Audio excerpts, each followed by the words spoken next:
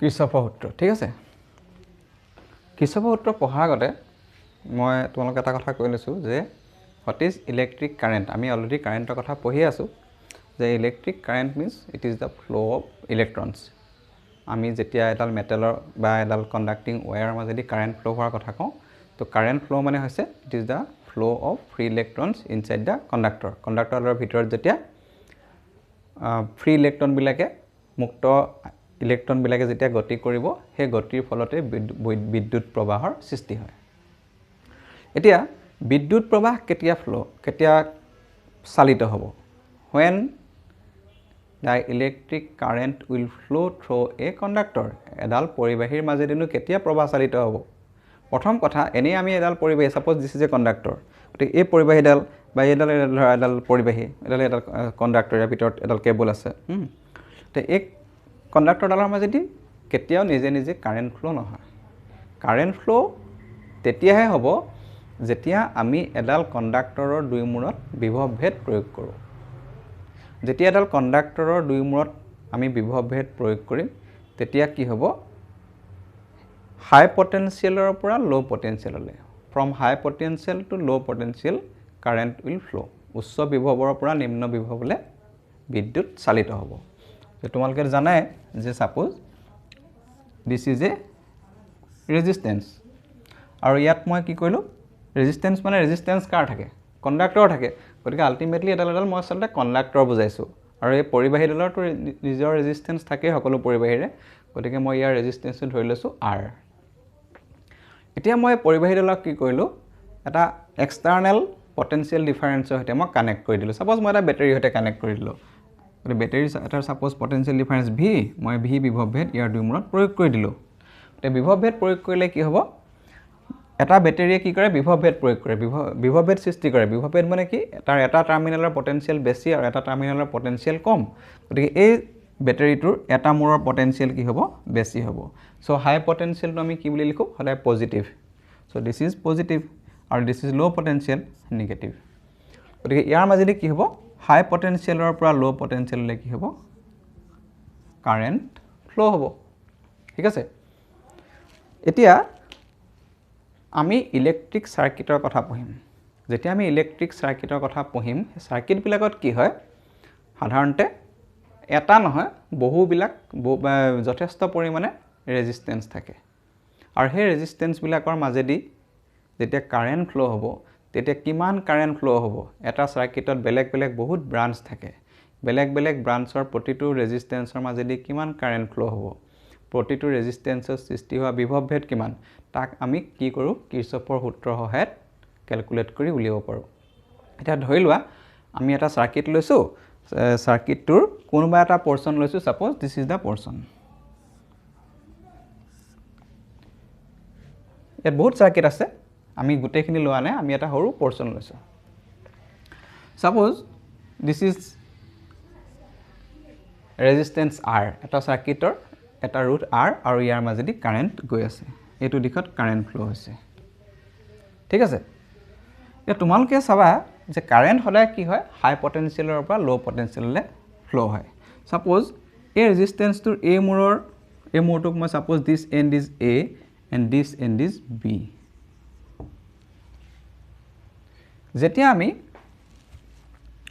ইয়াৰ মাজেদি current flow হোৱাৰ কথা কম ডেফিনেটলি কি হ'ব লাগিব A মূৰটোৰ পটেনশিয়েল B মূৰৰ পটেনশিয়েলতকৈ বেছি হ'ব লাগিব potential of A should be greater than the potential of B so suppose A মূৰৰ পটেনশিয়েলটো VA আৰু ইয়াৰ পটেনশিয়েলটো VB so what is the potential difference potential difference is VA minus VB so this potential difference is equal to কিমান হ'ব এই ৰেজিস্ট্যান্সৰ দুই মূৰৰ potential difference তো ৰেজিস্ট্যান্সৰ মাজেদি current কিমান গৈছে I গৈছে ইয়াৰ ৰেজিস্ট্যান্সৰ value R so I into R this potential difference is equal to I into R গতিকে এইখিনি তোমালোকে জনা কথা যদিও মই তোমালোকক মনত পেলাই দিছোঁ এতিয়া তোমালোকে যেতিয়া কিৰ্চফৰ সূত্ৰ পঢ়িবা কিৰ্চফৰ সূত্ৰ পঢ়োতে কি হয় মানে এটা সাৰ্কিট বা এটা লুপ যেতিয়া আমি কনসিডাৰ কৰোঁ কেতিয়াবা আমি লুপটোৰ মাজেদি আগবাঢ়ি যাওঁ এটা অংশৰ পৰা বেলেগ এটা অংশলৈ যেতিয়া আমি যাওঁ কেতিয়াবা কি হয় আমি যেটো দিশত গৈছো আমাৰ দিশটো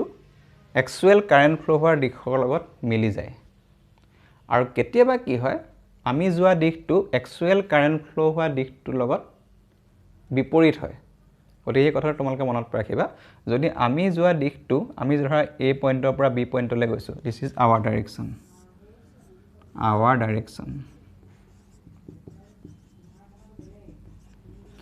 গতিকে VA - VB = IR ঠিক আছে কিন্তু যদি আমাৰ দিশটো কাৰেন্টৰ ডাইৰেকচনৰ অপোজিট হয় সাপোজ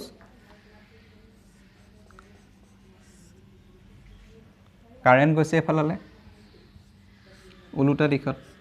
এফাললে কাৰেন্ট গৈছে VA VB আৰু আমাৰ দিশটো হৈছে এইটো দিশ our direction গতিকে এই ক্ষেত্ৰত কি হৈছে আমাৰ দিশটো আৰু বিদ্যুৎ প্ৰবাহৰ যেটো দিশ হেতু কি হৈছে অপোজিট হৈছে গতিকে এই ক্ষেত্ৰত আমি কি লিখিম ইয়াত চোৱা কাৰেন্ট কৰপা কলৈ গৈছে এই ফালৰ পৰা এই ফাললৈ আহিছে মানে VB at higher potential B পইণ্টৰ পটেনশিয়াল বেছি A পইণ্টৰ পটেনশিয়াল কম ইয়াত কাৰেন্টৰ দিকটো উলুটা হৈছে গতিকে কি হ'ব ইয়াত যেটো পটেনশিয়াল ডিফাৰেন্স হ'ব আমি যদি ইয়াত লিখো যে VA - VB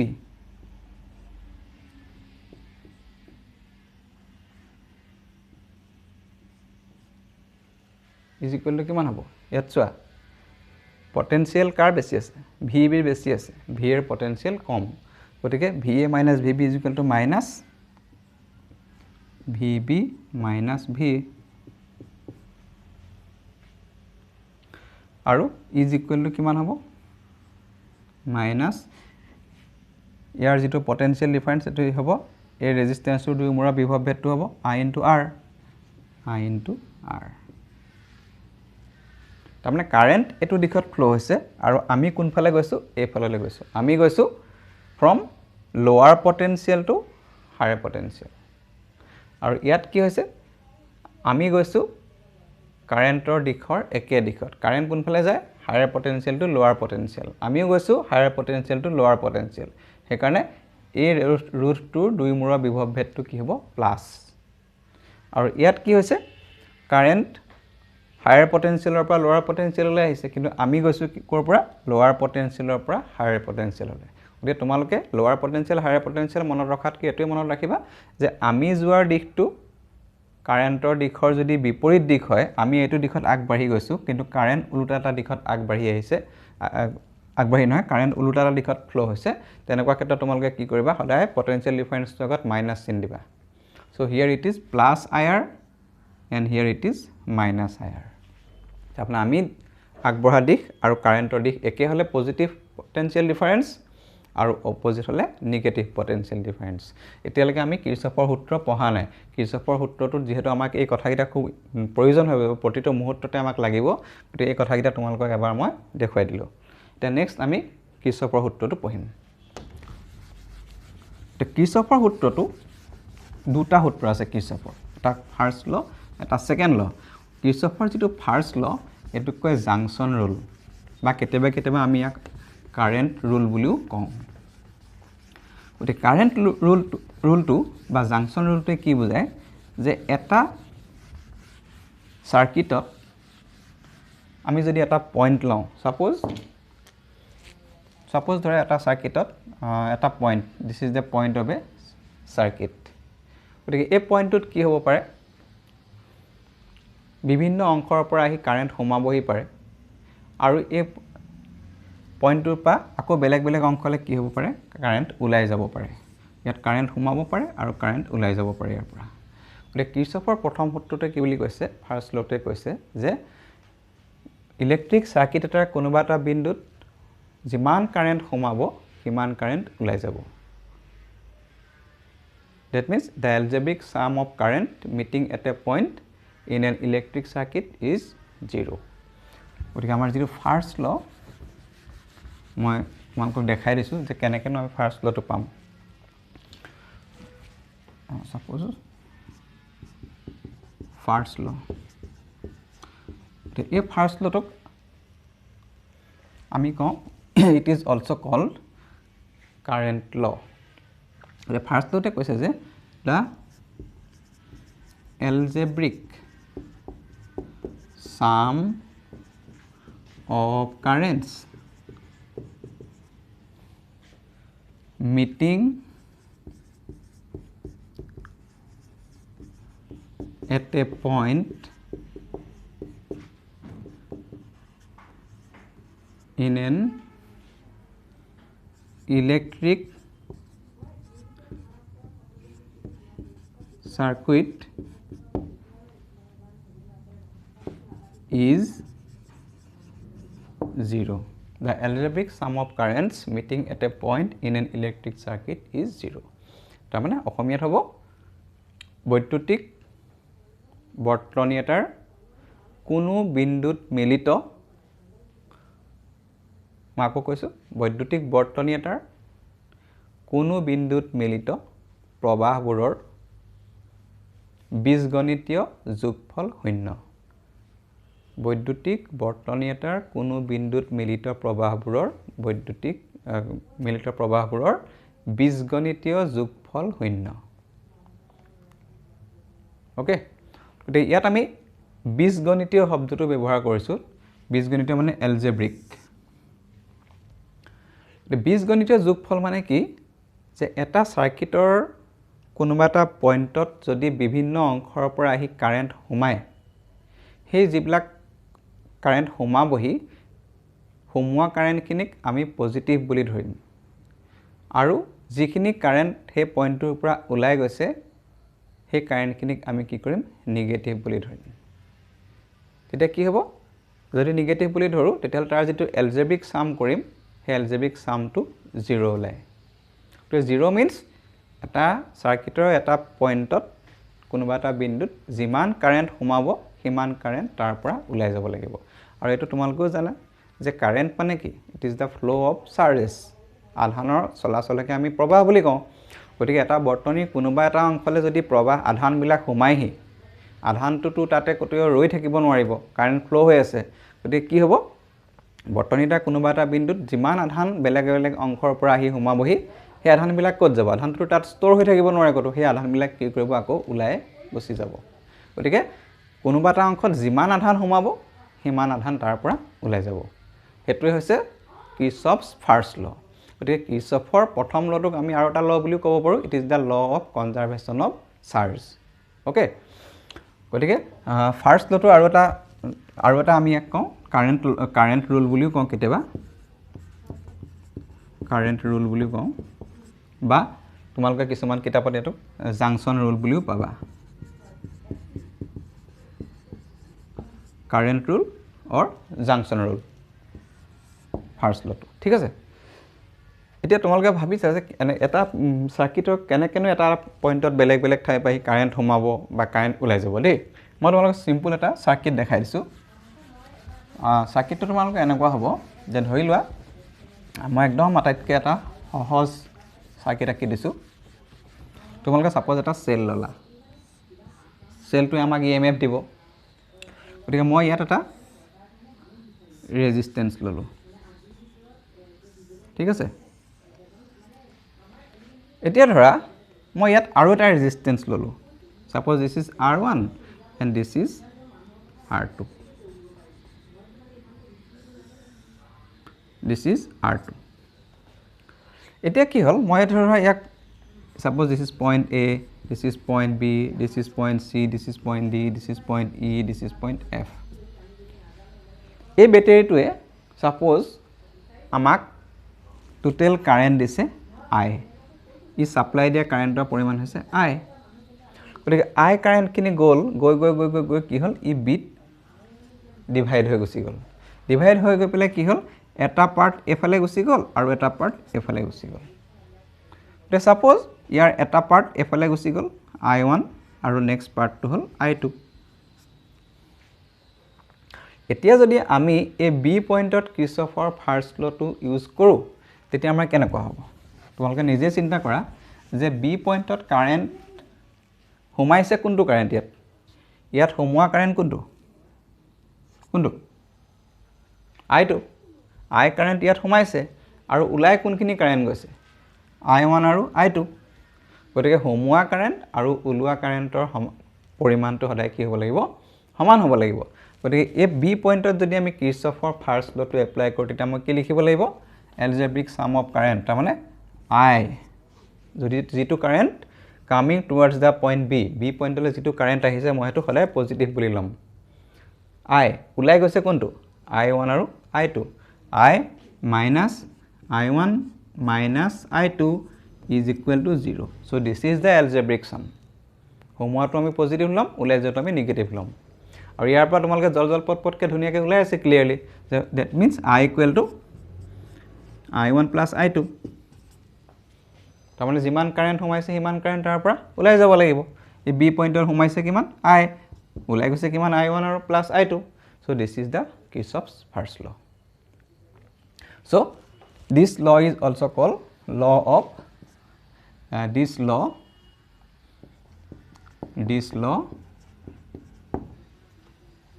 is the law of conservation of charge কিৰ্চফৰ প্ৰথম সূত্ৰটো হৈছে আধান সংৰক্ষণৰ সূত্ৰ সেইকাৰণে তোমালোকে কিতাপবিলাকত যেতিয়া ফাৰ্ষ্ট লটো দেখা তোমালোকে কি কৰে তাত এটা পইণ্ট এটা লয় সাপোজ এনেকৈ এটা তোমালোকে এটা পইণ্ট এটা পাবা this is the point P আৰু পি পইণ্টত তোমালোকে এনেকৈ পাবা যে বেলেগ বেলেগ ঠাইৰ পৰা আহি পেলাই এনেকৈ ধৰা ইয়াত কাৰেণ্ট সোমাইছে ধৰা কাৰেণ্ট ওলাই গৈছে suppose this is I1 this is I2 this is I3 this is I4 this is I5 এখানে তোমালোকে কিৰ্চফৰ ফাৰ্ষ্ট লটো তোমালোকে কিতাপত এনেকৈ পাবা এনেকৈ দেখিবা তোমালোকে হোমোৱা কাৰেণ্ট ওলাই যোৱা কাৰেণ্ট গতিকে তোমালোকে কিৰ্চফৰ ফাৰ্ষ্ট লটো আমি কেনেকৈ লিখিব পাৰো I1 is এই ডায়াগ্ৰামটোৰ কাৰণে আমি কি লিখিব পাৰোঁ এই সাৰ্কিট এই পি পইণ্টৰ কাৰণে আমি কি লিখিব পাৰোঁ what is the point P it is a point of an electric circuit বৈদ্যুতিক বৰ্তনীৰ এটা বিন্দু হৈছে P গতিকে P বিন্দুত হোমোৱা কাৰেণ্ট কিমান হৈছে I1 plus I2 ওলাই কিমান গৈছে I3 I4 I5 minus I3 minus I4 minus I5 is equal to 0 or simply আমি লিখিব পাৰো ইয়াক summation of I is equal to 0 এটো ফাৰ্ষ্ট লটো হল এতিয়া আমি সেকেন্ড লটো পঢ়িম আৰু সেকেন্ড লটো মোস্ট ইম্পৰ্টেন্ট আৰু অলপ তোমালকে মানে বহুত এটো সেকেন্ড লটো টান পোৱা আৰু অলপ মানে ভালকে মন দি শুনিবা আমি সেকেন্ড লটো কি তো সেকেন্ড লটো মই কৈছো যে এটা সাৰ্কিটত বেলেগ বেলেগ কম্পোনেন্ট থাকে কেতিয়াবা কিছুমান সাৰ্কিটত ৰেজিস্ট্যান্স থাকে ৰেজিস্ট্যান্সটো থাকে লগতে কিছুমান সাৰ্কিটত কেতিয়াবা কেপাসিটৰ থাকে বা কিছুমান সাৰ্কিটত কেতিয়াবা ইন্ডাক্টৰ থাকে ইন্ডাক্টৰৰ কথা তোমালকে বৰ পঢ়া নাই এতিয়ালৈকে গতি ইন্ডাক্টৰ পিছত পাবা গতিকে এটা সাৰ্কিটত সাধাৰণতে ৰেজিস্ট্যান্স কেপাসিটেন্স আৰু ইন্ডাক্টেন্স এই তিনিটা কথা থাকে যদি অকল ৰেজিস্ট্যান্স থাকে তেতিয়ালৈতো একেবাৰে সিম্পল সাৰ্কিটে হৈ যায় আৰু ৰেজিস্ট্যান্সটো আমি এনেকৈ লিখো this is called resistor this is called capacitor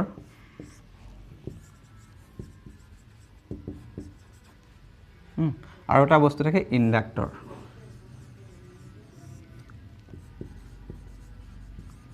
তোমালকে এটা পোৱা নাই যদি মই কৈ দিছো ইন্ডাক্টৰ মানে বেলেগ একো নহয় আমি যদি এটা আমি কণ্ডাক্টৰ ডাল যদি এনেকৈ পকাই এটা যদি আমি সলেনয়েড টাইপত কৰি দিও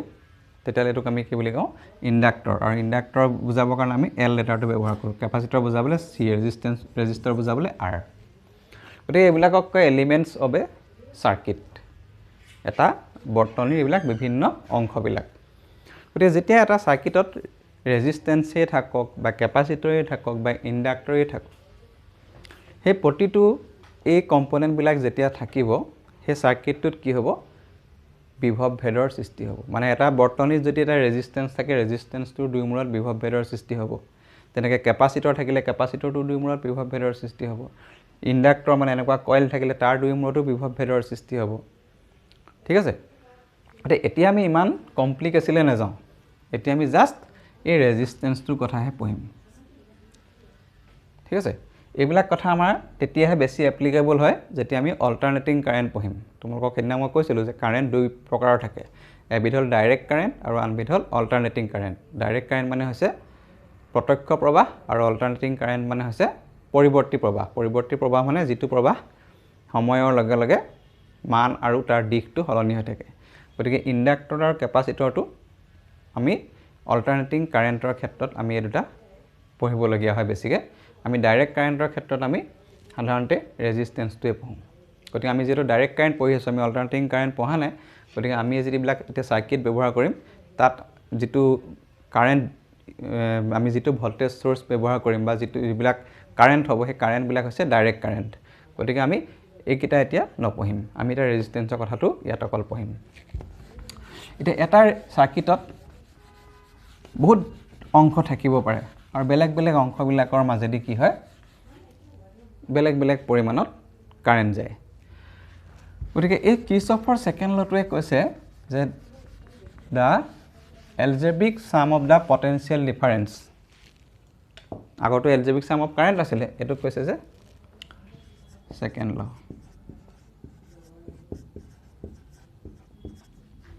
the algebraic sum of potential difference the algebraic sum of potential difference across all the elements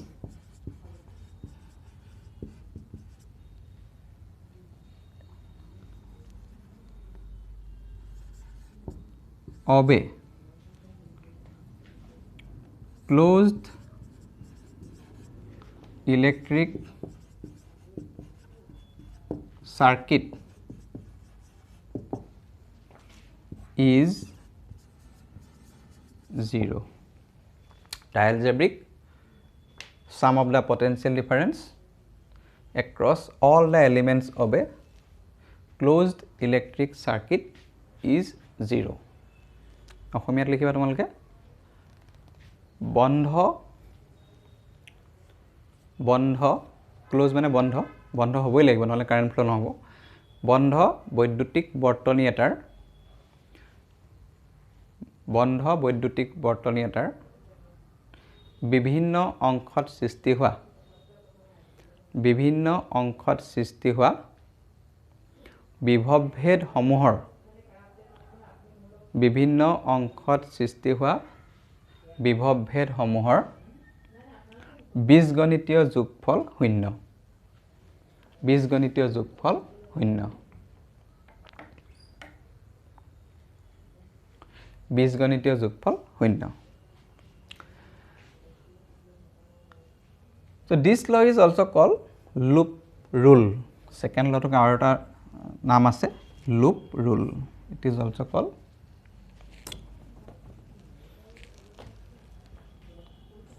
loop rule. Loop rule বুলি কোৱা যায় তাক আৰু সেকেন্ড লটো হৈছে actually it is the law of conservation of energy যেনেকা ফাৰ্স্ট লটো আছিল law of conservation of charge second লটো হৈছে it is the law of conservation of energy so this law is the law of conservation of energy মানে আমি অকল electrical energy কথা কৈছো বেলেগ এনাৰ্জি কথা কোৱা নাই law of conservation of energy the second law to যেতিয়া আমি এপ্লাই কৰিম তেতিয়া সেই যে তোমালোক অলপ দিন আগতে মই কথাটো কৈছিলো যে এটা কাৰেন্টৰ দিশতে যদি আমি যাওঁ তেতিয়ালে সেই বিভৱ ভেদটোক আমি পজিটিভ ধৰো আৰু যদি বিপৰীত দিশত যাওঁ তেতিয়ালে আমি তাক নিগেটিভ ধৰোঁ সেই কথাকেইটা আমি ইয়াত এটা এপ্লাই কৰিম এতিয়া সেকেন্ড লটো একচুয়ালি তোমালোকৰ কি হয় সেকেন্ড লটো তোমালোকে যিমানে এপ্লাই কৰিবা এপ্লাই কৰিলে তোমালোকৰ সেকেন্ড লৰ কনসেপ্টটো ক্লিয়াৰ হয়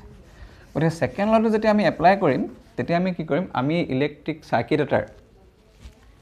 এটা বিন্দুৰ পৰা এটা নিৰ্দিষ্ট দিশত আমি আগবাঢ়িব লাগিব গতিকে তোমালোকে এটা কথা জানা যে ঘড়ীৰ কাটাৰ দিশ আৰু ঘড়ীৰ কাটাৰ বিপৰীত দিশ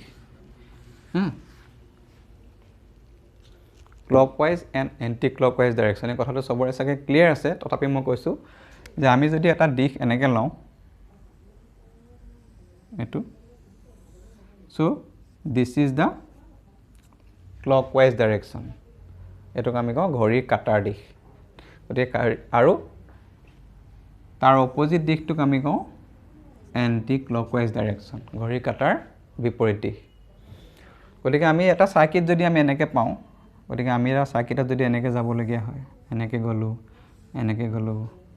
এনেকৈ গলো এনেকৈ গলো এনেকৈ আহিলো এনেকৈ গলো এটো হৈছে ঘড়ীৰ কাটাৰ দিশ গতিকে এটো যে মানে এনেকুৱা ঘূৰণীয়া কিবা হ'ব লাগিব তেনেকুৱা কথা নাই আমি এটা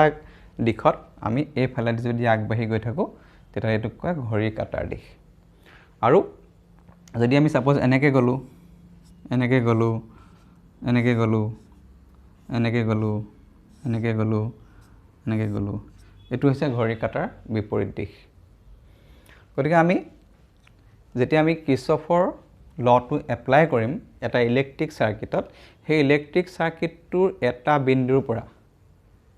সেই সাৰ্কিটটো কিন্তু ক্লোজ সাৰ্কিট হ'ব লাগিব বন্ধ বৈদ্যুতিক বৰ্তনী হ'ব লাগিব আৰু সেই বন্ধ বৈদ্যুতিক বৰ্তনীৰ যিকোনো এটা বিন্দুৰ পৰা আমি হয় ঘড়ীৰ কাটাৰ দিশত যাব লাগিব নতুবা ঘড়ীৰ কাটাৰ বিপৰীত দিশত আমি আগবাঢ়িব লাগিব গতিকে মই এটা এক্সাম্পল লৈ লওঁ এক্সাম্পল ললেহে এটো আমাৰ ক্লিয়াৰ হ'ব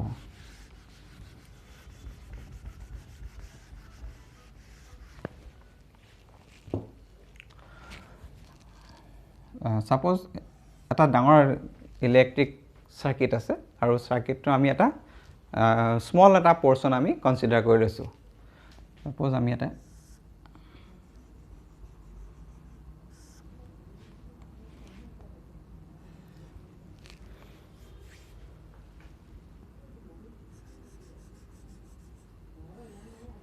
মানে এইবিলাক যে দেখাইছো আসলতে আৰু আছে আমি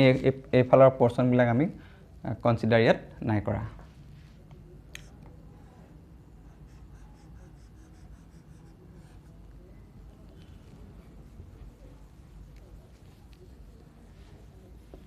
মই তোমালোকৰ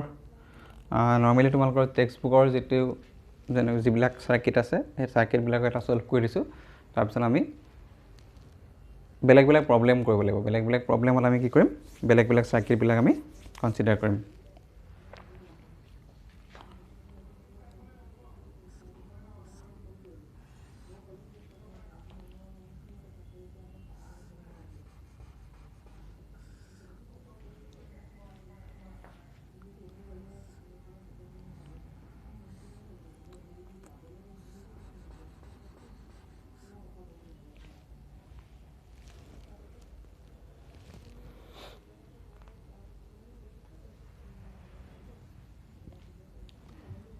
তোমালোকে এনেকৈ ধৰি লোৱা এফালে আৰু আছে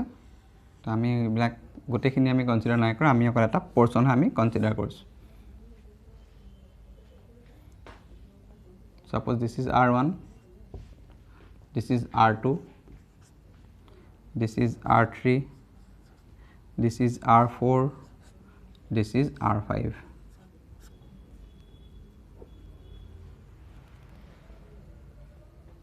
ড্ৰ কৰি লোৱা তোমালোকে সাৰ্কিটটো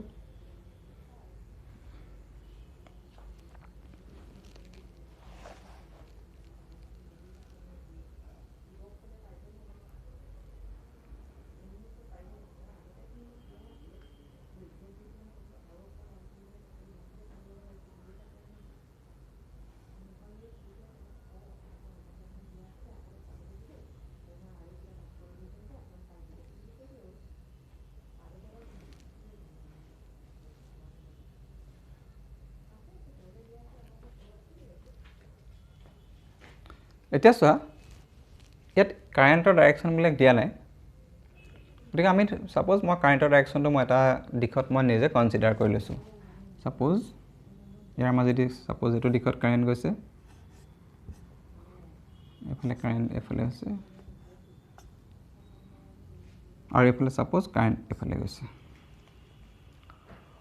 তোমালোকে নাভাবিবা যে কাৰেণ্টটো এইফালে গ'ল এনেকৈ ঘূৰি আহিব লাগিছিলে কাৰণ এইটো এটা চিম্পুল মানে এটা চাৰ্কিট নহয় ইয়াৰ লগত এইফালে চাৰ্কিট আছে এইফালে চাৰ্কিট আছে এইফালে চাৰ্কিট আছে এইফালে গতিকে ইয়াত কি হ'ব পাৰে এনেকুৱা বেলেগ দিশত কাৰেণ্ট যাব পাৰে আৰু আটাইকেইটা ব্ৰাঞ্চত যে একে কাৰেণ্ট যাব তেনেকুৱাও নহয় R1ৰ মাজেদি যোৱা কাৰেণ্ট বেলেগ হ'ব R2ৰ মাজেদি যোৱা বেলেগ হ'ব পাৰে R3ৰ মাজেদি যোৱা বেলেগ হ'ব পাৰে R5ৰ মাজেদি যোৱাও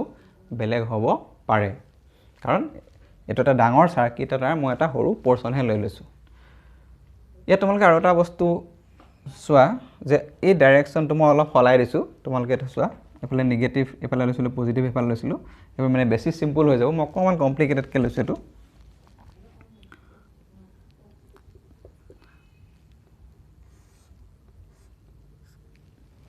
suppose this is E1 this is E2 okay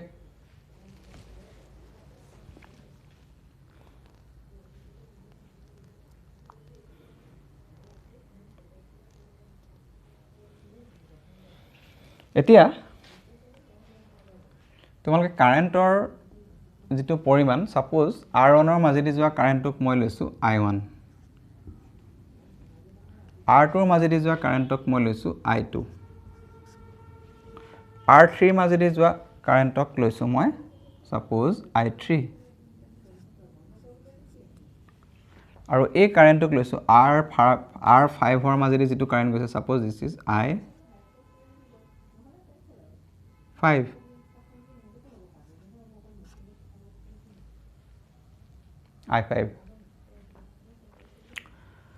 এতিয়া আমি ইয়াত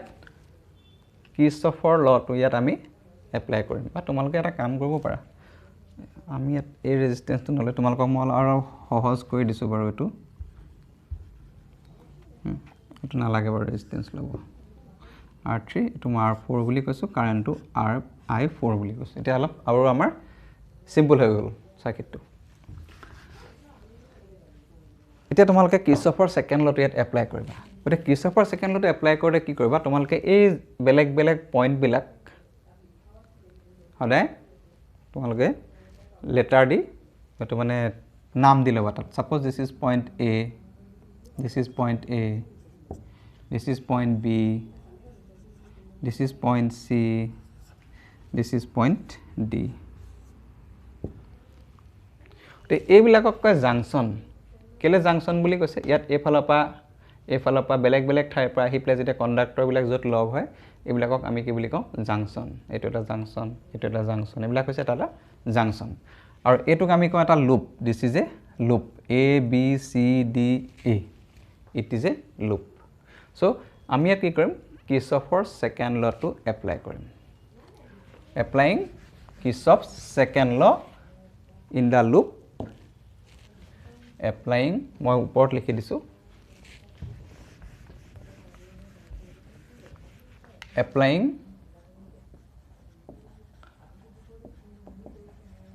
Kirchhoff's second law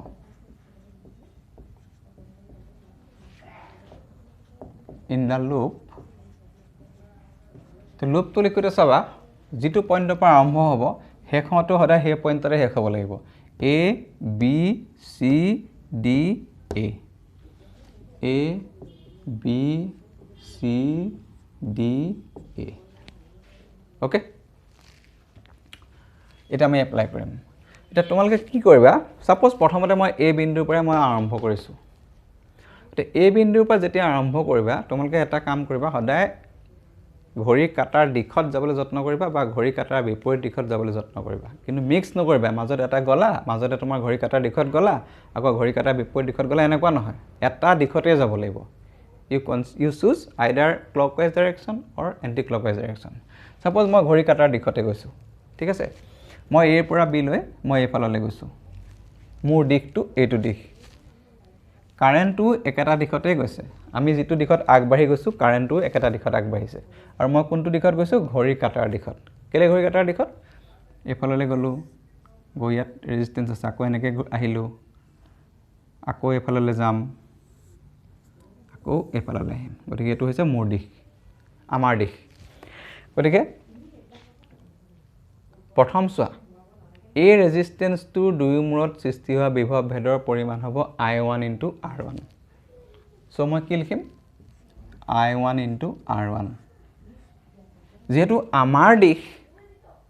আৰু কাৰেণ্টৰ দিশ একে আছে গতিকে ইয়াৰ আগৰ চিনটো এই পটেনশিয়াল ডিফাৰেন্সটো পজিটিভ হ'ব so it is plus next B ৰ পৰা সি লৈ গৈছো আমি ঘড়ী কাটাৰ দিশত এফালে গৈ থাকিব লাগিব বি ৰ পৰা সি লৈ গৈছো সো বি ৰ পৰা সি লৈ যাওতে এই ৰেজিস্ট্যান্সটোৰ দুয়ো মূৰত সৃষ্টি হোৱা বিভৱ ভেদ হ'ব I2 * R2 আৰু আমাৰ দিশ আৰু কাৰেণ্টৰ দিশ মিলি আছে সো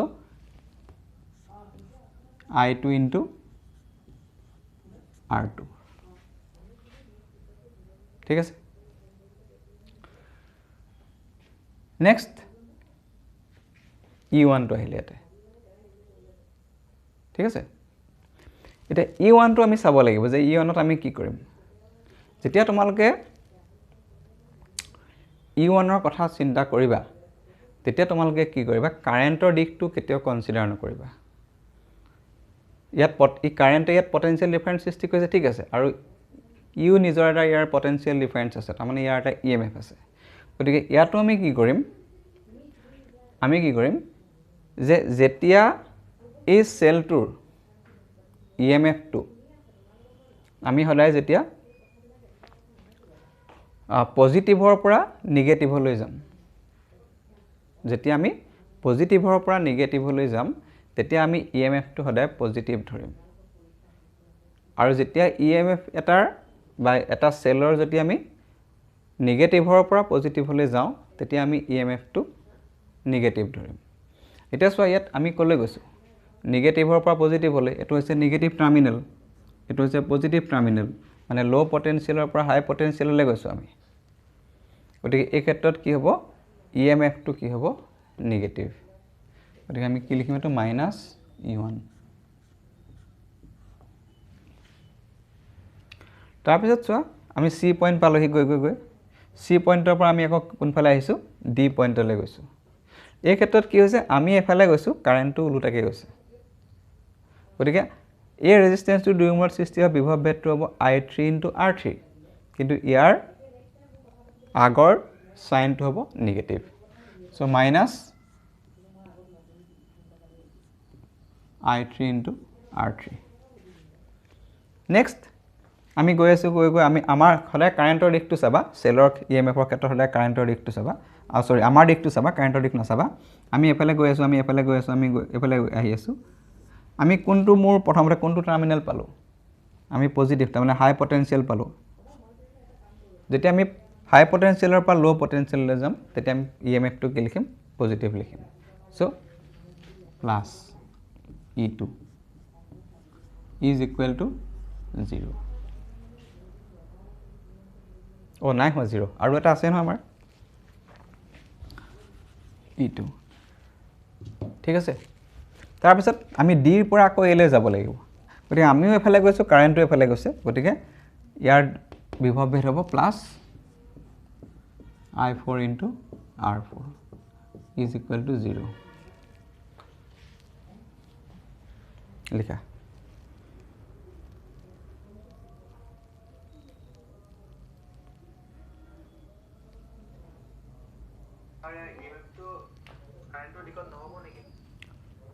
কিছুমান কিতাপত তোমালোকে কাৰেণ্টৰ দিশত পাবা কিছুমান কিতাপত তোমালোকে এনেকৈ পাবা যে যেতিয়া আমি সেলটোৰ নেগেটিভ টাৰ্মিনেলৰ পৰা পজিটিভ টাৰ্মিনেললৈ গৈছো মানে যদি কাৰেণ্টৰ দিশটো সেলটোৰ ভিতৰেদি নেগেটিভৰ পৰা পজিটিভলৈ যায় তেতিয়া তোমালোকে EMF টো পজিটিভ বুলি পাবা ঠিক আছে গতিকে তোমালোকে সেলৰ মাজেদি যেতিয়া যাবা বা সেলটো আমি যেতিয়া এটা পাৰ হৈ যাম তেতিয়া তোমালোকে সেলটোৰ মাজেদি কাৰেণ্টটো কোনটো দিশত গৈছে হেতু কনসিডাৰটো নকৰাই ভাল হ'ব কাৰণ তেতিয়া মানে বহুত ল'ৰা ছোৱালীয়ে কি কৰে কনফিউজ কৰি দিয়ে তে কনফিউজন হ'লে আকৌ ৰিজাল্টবিলাকত সব আমাৰ ভুল ওলাই যাব গতিকে কাৰেণ্টৰ ডাইৰেকশ্যনটো তোমালোকে অকল ৰেজিষ্টেন্সৰ ক্ষেত্ৰত ল'বা কাৰেণ্টৰ ডাইৰেকশ্যনটো তোমালোকে সেলৰ ক্ষেত্ৰত নল'বা সেলৰ ক্ষেত্ৰত ল'লে মানে বহুত ষ্টুডেণ্টে কনফিউজন কৰে ভুল নহয় কাৰেক্ট হেতু কাৰেক্ট মানে কিতাপত যেনেকৈ তোমালোকে পাবা যে সেল এটাৰ মাজেদি কাৰেণ্টটো এটা দিশৰ পৰা এটা দিশলৈ গ'লে কোনোবা এটা দিশত ধৰ আমি পজিটিভ ধৰো কোনোবা এটা দিশত ইএমএফটো নিগেটিভ ধৰো তেনেকৈ ধৰিব পাৰে একো প্ৰব্লেম নাই এইটো তোমালোকৰ নিজৰ কথা যদি তোমালোকে লোৱা তেনেকৈ ল'ব পাৰা যদি ভাল পোৱা কিন্তু মই ভাবিছোঁ যে এইটো সিস্টেমত ল'লে আমাৰ সবতকৈ ইজি হয় ইএমএফৰ ক্ষেত্ৰত আমি কোনটো দিশত গৈছো আমি হেতু চাম যদি আমি পজিটিভৰ পৰা নিগেটিভলৈ গৈছো then you take EMF as positive and if we move from negative terminal to positive terminal of a cell then you take EMF as negative তাৰমানে কম পটেনশিয়ালৰ পৰা কম বিভৱৰ পৰা বেছি বিভৱলৈ যদি আমি সেল এটাত যাওঁ আমি যোৱা দিশটো যদি তেনেকুৱা হয় তেতিয়া EMF টো তোমালোকে নিগেটিভ ল'বা আৰু সেল এটাৰ হাই পটেনশিয়ালৰ পৰা লো পটেনশিয়াললৈ যদি যাওঁ মানে পজিটিভৰ পৰা যদি নিগেটিভলৈ আমি যাওঁ তেতিয়াহ'লে সেই EMF টো তোমালোকে হলে পজিটিভ ল'বা তেতিয়া মানে আমাৰ ইজি হয় সিস্টেমটো অংক সংক কৰিবলৈ ইজি হৈ যাব তোমালোকৰ বেছি চিন্তা কৰিব নালাগে কাৰেণ্টৰ ডাইৰেকশ্যনটো ৰেজিষ্টেন্সত লগাবা আৰু আমাৰ দিশটো সদায় বেটাৰীত লগাবা হেতু মনত ৰাখিলে মানে প্ৰবলেমবিলাক কৰিবলৈ সহজ হ'ব ইজিলি ওলাব আমি প্ৰবলেম সলভ কৰিম না প্ৰবলেম সলভ কৰিলে তোমালোকে চাবা পটাপট ওলাই যাব একদম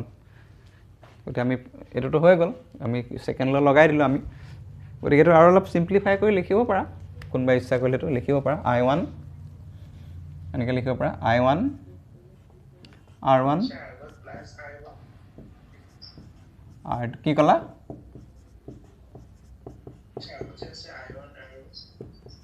ৰবা দেই is equal to E1 minus E2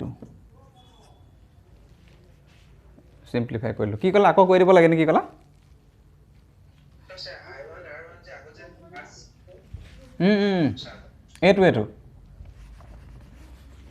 এইটো মই কৈ দিছো বাৰু আকৌ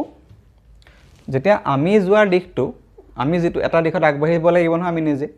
তে আমি যেটো দিশত আগবাঢ়ি যাম সেই দিশটোৰ লগত যদি কাৰেণ্টৰ দিশটো মিলি থাকে তেতিয়াহলে তোমালোকে সদায় পটেনশিয়াল ডিফাৰেন্সটো মানে পটেনশিয়াল ডিফাৰেন্স মানে কি it is the product of current into resistance এটো হৈছে পটেনশিয়াল ডিফাৰেন্স তে এটো কি কৰিবা যদি আমাৰ দিশটো আৰু কাৰেণ্টৰ দিশটো মিলি থাকে তেতিয়াহলে এটো পজিটিভ লবা আৰু আমি যোৱা দিশ আৰু কাৰেণ্টৰ দিশটো যদি অপোজিট হৈ যায় তেতিয়াহলে এই পটেনশিয়াল ডিফাৰেন্সটো তোমালোকে কি কৰিবা নিগেটিভ লবা হেতুৱে কথা গতিকে আৰু এটা প্ৰবলেম লৈছো প্ৰবলেমটো তো লিখি লোৱা তেতিয়া তোমালোকৰ হেৰি হ'ব সলভ কৰিলে তোমালোকৰ কথাটো কনসেপ্টটো ক্লিয়াৰ হৈ যাব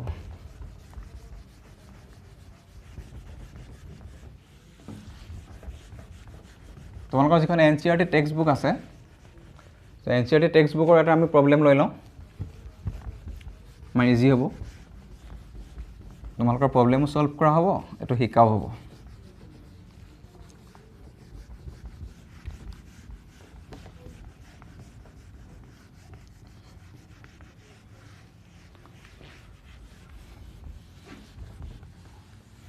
গতিকে লিখা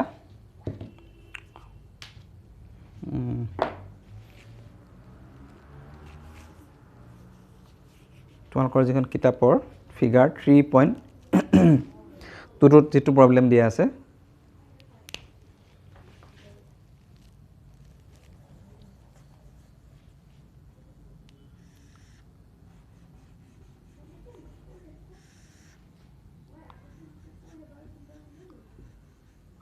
$30 ohm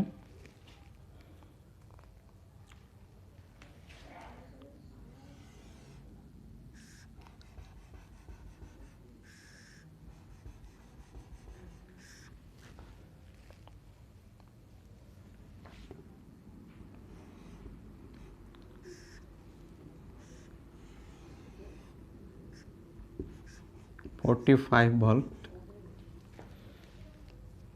40 ohm 1 ohm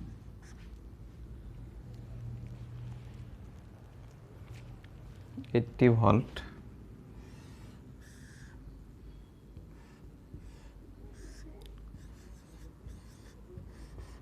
80 volt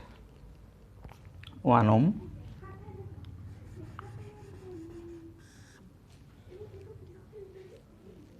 20 ohm.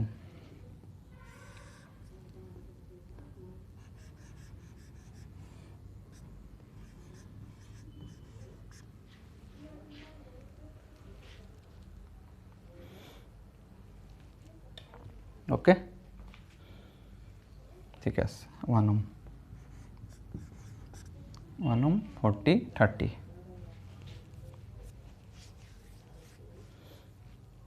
So next this is I1, this is I1, this is I2, and this is I3. Okay.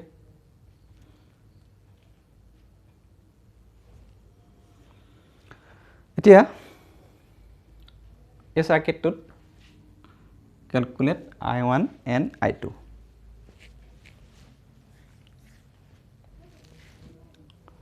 আমি I1 I2 আৰু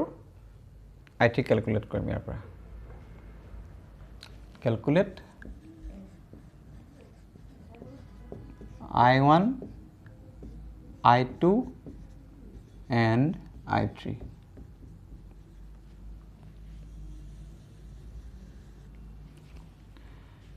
তোমালোকক কৈছিলোঁ মই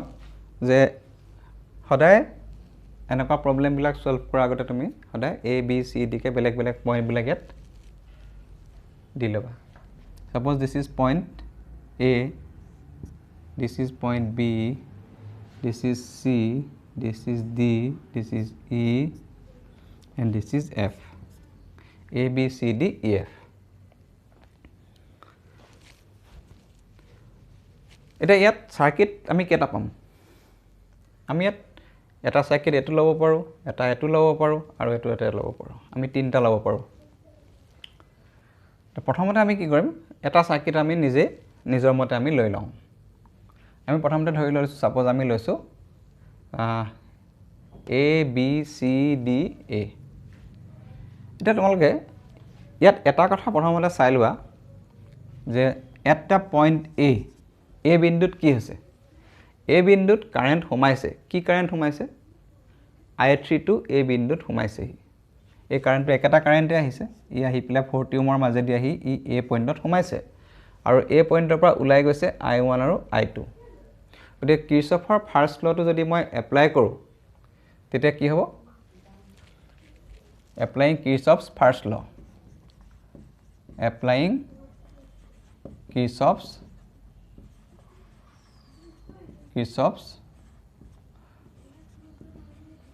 first law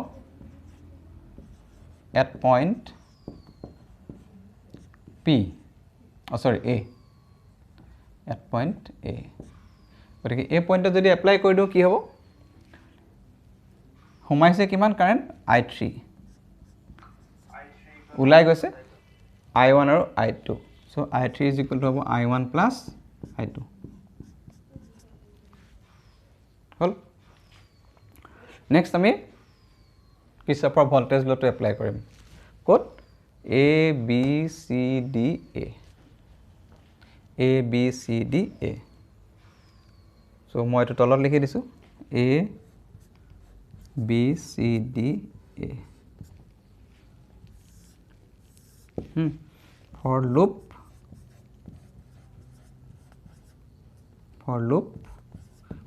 A B C D A the A B C D A loop to আমি কিৰচফৰ second law টো apply কৰিম গতে second law টো এপ্লাই কৰিলে প্ৰথমতে আমি কোনবা এটা পইণ্টৰ পৰা আমি হয় ঘড়ী কাটাৰ দিশত যাব লাগিব নহয় ঘড়ী কাটাৰ বিপৰীত দিশত যাব লাগিব গতে সাপোজ আমি এটো দিশতে আগবাঢ়িছো আমি এটো দিশত গৈ আমি এনেকে আমি ঘূৰি মানে আমি ঘড়ী কাটাৰ দিশতে যাব খুজিছো গতে প্ৰথমতে চোৱা এৰ পৰা বিলে কোনো ৰেজিস্ট্যান্স নাই বিৰ পৰা সিলে ৰেজিস্ট্যান্স আছে গতি এই 30 ওম ৰেজিস্ট্যান্স টোৰ দুই মূৰত কিমান বিভৱ ভেদৰ সৃষ্টি হ'ব এই 30 ওম ৰেজিস্ট্যান্স টোৰ মাজেদি কিমান কাৰেন্ট গৈছে এই I1 কাৰেন্টটো যে গৈছে ইটো আৰু কতো যাবলে নাই ইয়াত বি পইণ্টত গতিকে এই কাৰেন্টটোৱে কি হ'ব আলটিমেটলি ই গৈ এই 30 ওমৰ মাজেদি ই গৈ আছে so current flowing through 30 Om is I1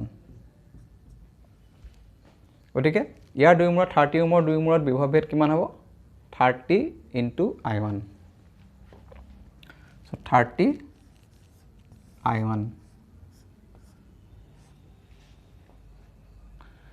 next C পৰা D লে কোনো ৰেজিষ্টেন্স নাই গতিকে ইয়াত কোনো পটেনশিয়াল ডিফাৰেন্স নাই নেক্সট কি পালো D পৰা আমি এফাললৈ আহি আছো গতিকে D পৰা এফাললৈ আহি থাকোতে আমি কি পালো এটা সেল পালো আৰু ইয়াৰ পটেনশিয়াল ডিফাৰেন্স দিয়া আছে 45 ভোল্ট গতিকে আমি প্ৰথমতে কোনটো টাৰ্মিনাল পালো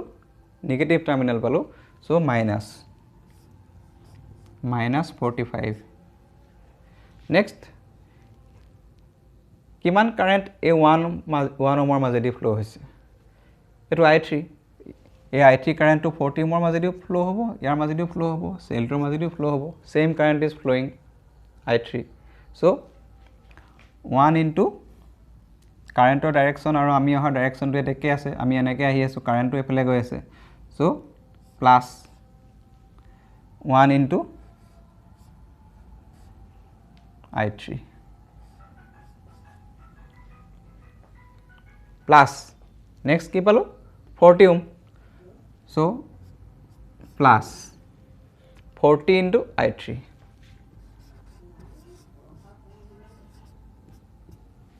তাৰপিছত আমাৰ কোড শেষ হৈছেগে আকৌ এটো হৈছে এ পইণ্টৰ পৰা আৰম্ভ হ'লে শেষ হওঁতো এ পইণ্টতে শেষ হ'ব লাগিব গতি এ পইণ্টত শেষ হৈ গ'ল CDA আৰু ইয়াত আমাৰ কোনো ৰেজিষ্টেন্স নাই so is equal to আমি কি লিখিম 0 algebraic sum is 0 গতিকে আমি অলপ যদি আৰু অলপ সিম্পলিফাই কৰি লিখো তেতিয়ালে কি হ'ব 30 I1 plus এটো 40 plus 1 41 I3 is equal to 45 30 I1 plus 41 I3 is equal to 45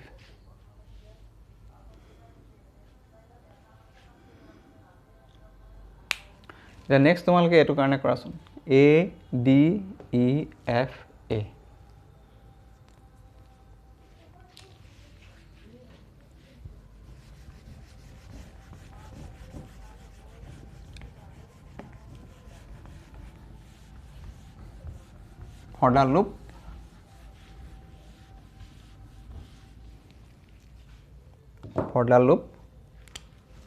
for the loop A D E F A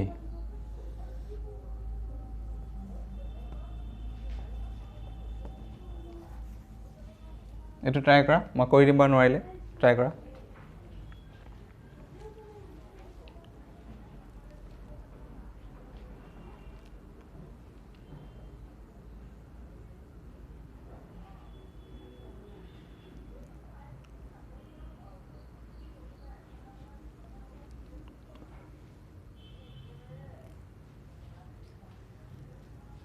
এটা পইণ্টৰ পৰা আগবাঢ়ি যোৱা এই পইণ্টৰ পৰা আগবাঢ়ি যোৱা ঘড়ী কাটাৰ দিশত যোৱা কাটাৰ বিপৰীত দিশত যোৱা এটো নিজৰ কথা দেই ঠিক আছে এটো বাৰ মই ঘড়ী কাটাৰ দিশতে লওঁ মই এটো দিশতে আগবাঢ়ি গৈছো বাৰ এনেকৈ গৈ এনেকৈ আহিম মই এনেকৈ আহিম এনেকৈ গলো এনেকৈ আহিলো ঠিক আছে এটোত চাবা অলপ বেলেগ হ'ব নেগেটিভ সাইনটো বেছি আহিব ইয়াত কেলে কারেন্ট আমি এফালে গৈছো কারেন্ট উল্টাকে আহিছে গতিকে ইয়াত নেগেটিভ সাইন বেছি আহিব তো কি কৰিম মই এটো প্ৰথমতে আমি এফালে গৈছো কাৰেন্ট এফালে আহিছে গতিকে প্ৰথমতে মাইনাস চিনটো আহিবই ইয়াৰ দুই মূলত কিমান বিভৱ বেদ সৃষ্টি হ'ব 40 into I3 next 1 ohm so minus 1 into ইয়াৰ মাজেদি কারেন্ট কিমান গৈছে I3 so 1 into I3 মানে I3 next আমি এফালে গৈ আছো so আমি এফালে গৈ আছো গতিকে ব্যাটাৰি পজিটিভ টাৰ্মিনালটো আগতে পাইছো হাই ভোল্টেজটো আমি আগত পাইছো so 45 to positive plus 45 next আমি D ৰ পৰা E লে গৈছো D ৰ পৰা E লে কিন্তু D ৰ পৰা E লে কাৰেন্টটো কোন ফালে গৈছে এতিয়া চোৱা ডি পৰা ইলে কাৰেণ্টৰ কোনো দিশ ডায়াগ্ৰামটো দি থোৱা নাই আমি নিজে দিশটো উলিয়াই ল'ব পাৰিব লাগিব আমি কেনেকৈ উলিয়াম এৰ পৰা এফালে এটো দিশত গৈছে গতিকে এই কাৰেণ্টৰ এফালে ক'তো যাব নোৱাৰে ই এফালে আহি ই এফাললৈ যাব লাগিব ই এফালে আহি এনেকৈ যাব লাগিব আৰু এই কাৰেণ্টটো আল্টিমেটলি ই বিন্দুৰ পৰা ক'লৈ যাব হি এফাললৈ যাব লাগিব গতিকে 20 ওমৰ মাজেদি কাৰেণ্টটো কোনফালে গৈছে ইৰ পৰা ডিলে তাৰমানে এইটো দিশত গৈছে আমি কোনফালে আহিছো ডিৰ পৰা ইলে আহিছো কাৰেণ্ট কোনফালে গৈছে ইৰ পৰা ডিলে অপোজিট হৈ আছে সো মাইনাস চিন দি দিয়া ওকে মাইনাস কি হ'ব কিমান কাৰেণ্ট গৈছে সেম কাৰেণ্ট গৈ আছে i2 কাৰেণ্টে গৈ আছে ইয়াৰ মাজেদি 20 into i2 20 into i2 next এটো 1 ohm 1 ohমৰ মাজেদি i2 কাৰেণ্টে গৈ আছে so 1 into i2 minus i2 তাৰপিছত আমি আহি কি পালো পজিটিভ টাৰ্মিনেলটো পালো বেটাৰীৰ আমি হাই পটেনশিয়ালৰ টাৰ্মিনেলটো পালো সো আমি কি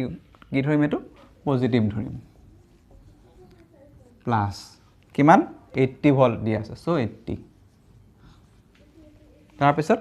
ইয়াত আৰু কোনো ৰেজিস্ট্যান্স নাই গতিকে কোনো পটেনশিয়াল ডিফাৰেন্স নাই so E is equal to 0 গতিকে আমাৰ কিমান হ'বগে আনসাৰটো ইয়াত মাইনাস মই ইয়াতে লিখিছো সৰুকে লিখিছো মই অলপ i3 কিমান আছে 40 i3 এটো i3 so minus 41 i3 i2 কিমান আছে 20 আৰু i2 so 21 minus 21 i2 so 45 plus 80 so plus 125 is equal to 0 গতিকে আৰু অলপ মই যদি সিম্পলিফাই কৰি লিখো তেতিয়াহলে এনেকুৱা হ'ব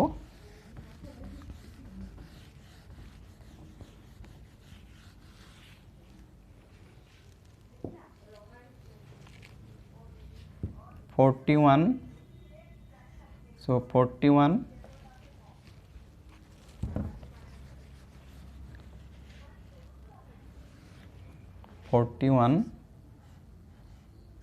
i3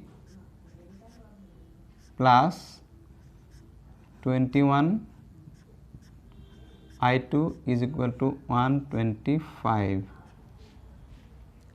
so তোমালোকৰ কনফিউজন হ'ব চাবা এইখিনি লগত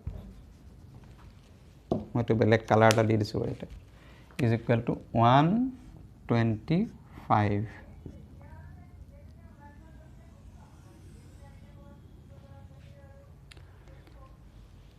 so next তোমালোকে কি কৰিবা আমি যেটো পাইছিলো যে i3 is equal to i1 plus i2 i3 is equal to i1 plus i2 এই ৰিলেচনটো এত বহাই দিয়া i3 is equal to i1 plus i2 ইয়াত যদি আমি বহাই দিও কিমান হ'ব 30i1 plus 41 i3 মানে আছিল i1 plus i2 is equal to 45 তাৰমানে আমাৰ আলটিমেটলি কি হ'ব এটো আলটিমেটলি আমাৰ আহিব 41 plus 30 71 into i1 plus 41 i2 is equal to 45 ঠিক আছে আৰু ইয়াত আমি কি হ'ব similarly 41 i3 মানে i1 plus i2 plus 21 i2 is equal to 125 so 41 i1 plus 41 plus 21 62 into i2 is equal to 125. 41i1 plus 62i2 is equal to 125. গতিকে আমি দুটা ইকুৱেশ্যন পালোঁ আৰু তোমালোকে এই দুটা ইকুৱেশ্যন যেতিয়া সলভ কৰিবা সলভ কৰিলে i1 আৰু i2 ৰ ভ্যালু কিটা ওলাই যাব গতিকে আমি লাষ্ট দুটা ইকুৱেশ্যন পালোঁ এটা হৈছে 71i1 plus 41i2 is equal to 45. This is the first equation, and second equation is 41i1 plus 62i2 is equal to 125. তোমালোকে এই দুটা ইকুৱেশ্যন সলভ কৰিবা একেবাৰে ইজি হৈ আছে সলভ কৰি দিবা সলভ কৰিলে ইয়াৰ এই দুটা ইকুৱেশ্যনৰ পৰা তোমালোকে i1 আৰু i2 ভ্যালুটো পাই যাবা যেতিয়া তোমালোকে i1 আৰু i2 ভ্যালুটো পাই যাবা তেতিয়া তোমালোকে সেই i1 আৰু i2 ভ্যালু পুট কৰিলে কি ওলাব i3 ওলাই যাব so i3 is equal to আমাৰ আছিল since i3 is equal to i1 plus i2 গতিকে এই ইকুৱেশ্যন দুটা সলভ কৰিলে তোমালোকে i1 and i2 তোমালোকে পাই যাবা গতিকে এই ভ্যালু দুটা আনি ইয়াত পুট কৰিলে i3 পাই যাবা গতিকে আলটিমেটলি আমি i1 i2 আৰু i3 তিনটা আমি ইয়াৰ পৰা আমি ক্যালকুলেট কৰিব পাৰিম